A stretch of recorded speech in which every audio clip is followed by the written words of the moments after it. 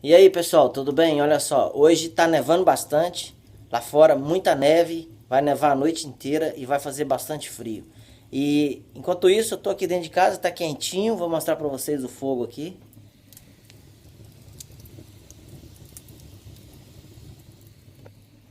Tá vendo aí, né? O foguinho na lareira tá ligadinho ali, daqui a pouquinho eu vou assar uma carne, fazer um churrasco ali dentro daquela lareira e vou mostrar pra vocês como que eu faço.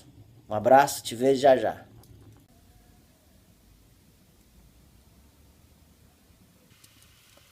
Aí está, pessoal.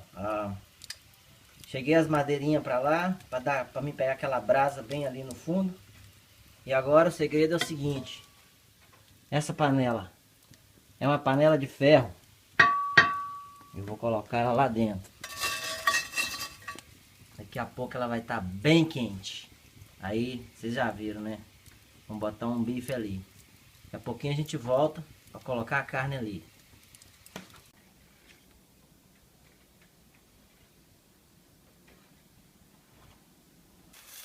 E aí está, pessoal. Nossa panelinha tá bem quentinha. E agora eu vou colocar um pedacinho de carne bem pequenininho ali. Pera aí. Eita! Agora eu não vou pôr sal ainda não. Vou deixar ele ali, dar uma corada por baixo. Quando eu virar eu coloco o sal. Já já eu mostro pra vocês aí.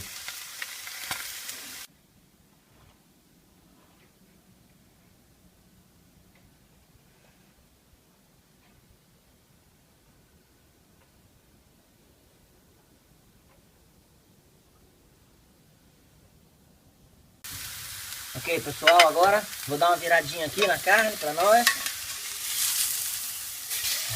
Que beleza. Quase pronto. Agora eu vou colocar um salzinho grosso ali. Olha aí. Sal grosso. Coloca bastante. Depois ela vai... Daqui a pouco eu viro de novo, hein? Aguenta aí. Ok, pessoal, agora eu vou virar aqui a nossa carne de novo. Que beleza. Olha aí. Se bobear, queima. Agora eu jogo o sal do outro lado. Ali, ó. Sal grosso. Ali, pronto. Daqui a pouco coloco um outro pedaço pra gente poder saborear. Valeu? Daqui a pouco eu mostro pra vocês aí o corte da carne. Ei, pessoal, agora é o seguinte. Vamos saborear a carne e ver como que ela ficou, beleza? Fazer um cortezinho aqui. Cortar um pedacinho aqui pra mim comer, ver como é que tá.